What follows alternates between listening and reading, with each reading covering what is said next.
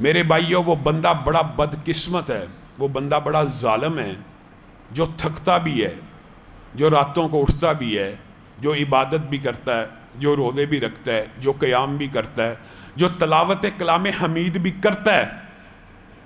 اتنی عبادات، اتنی تھکن لے لینے کے بعد کل قیامت کے دن وہ ان میں سے جب کسی ایک کو بھی اپنے نامہ اعمال میں نہیں پائے گا تو اللہ سے پوچھ اٹھے گا، وجہ کہ اللہ اتنی نیکیاں کی، تھک گئے سجدے کر کر کے، عاملۃ ناصبہ، پیشانیوں پہ نشان پڑے ہوئے تھے، اللہ کیا ہو گئیں؟ وہ نیکیاں کہاں چلی گئیں؟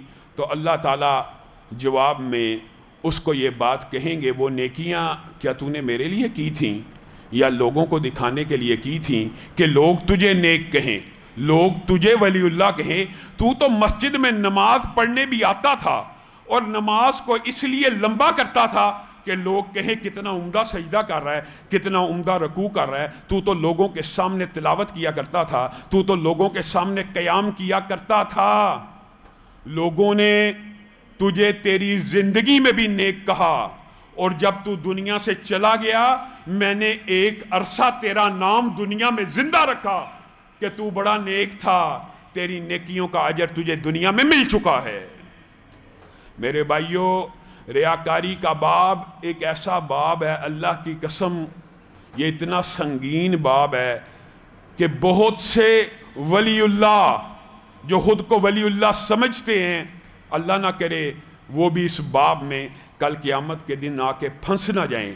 تو ابن قیم نے، امام ابن تیمیہ نے اور ہمارے اسلاف نے اس جو خفیہ شرک ہے، جو چونٹی سے بھی ہلکی رفتار سے انسان کے دل میں داخل ہو جاتا ہے، انسان خلوص نیت سے گھر سے نکلتا ہے کہ میں نماز کو ادا کروں، لیکن ہوتا کیا ہے؟ نماز ادا کرنے کے لیے آتا ہے، دائیں بائیں لوگوں کو دیکھتا ہے، اپنی نماز طویل کر دیتا ہے۔ نیت خلوص سے آیا، پھر بھی دبے پاؤں چونٹی کی رفتار سے ریاکاری داخل ہو گئی۔ اب اس کا علاج کیا ہے؟ میرے بھائیو، جب کبھی آپ کو اپنے بارے میں یہ وسوسہ پڑے اور نہ بھی پڑے، اپنی عادت کا حصہ بنا لیجئے۔ اگر آپ لوگوں کے سامنے، یعنی مسجد با جماعت نمازی ہیں، آتے ہیں اور کبھی سنت پڑھنی ہو، اول تو اس کا طریقہ یہ ہے گھر جا کے پڑھیں، مسنون طریقہ ہے۔ لیکن اگر آپ یہ سمجھتے ہیں گھر جاؤں گا تو سنت چھوٹ جائے گی، پھر مسجد میں ادا کریں۔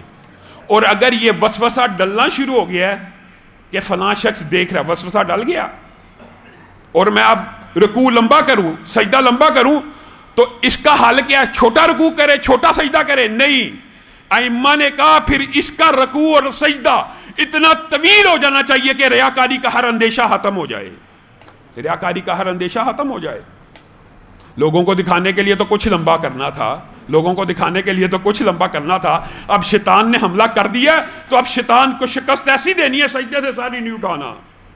ہاں، دوسرا طریقہ اماں نے یہ بھی بیان کیا کہ جس بندے کو یہ مغالطہ، یہ وسوسہ پڑ جائے، کئی مرتبہ شیطان انسان کو عبادات سے اس مغالطے کی وجہ سے بھی دور کر دیتا ہے کہ تو ریاکاری کر رہا ہے، حقیقت میں وہ ریاکاری نہیں کر رہا ہوتا، لیکن کئی مرتبہ شیطان یہ بھی وسوسہ ڈال دیتا ہے انسان کی عبادت کو خراب کرنے کے لیے۔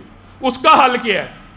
اس کا ایک بڑا مجرب حل ہے جو ائمہ کا احسان ہمیں بتلا گئے ہیں کہ جب رات کی تاریکی ہو، تیرے سارے گھر والے سو جائیں، اس وقت اٹھ، وضو کر اور 2 رکعت نماز کو ادا کر۔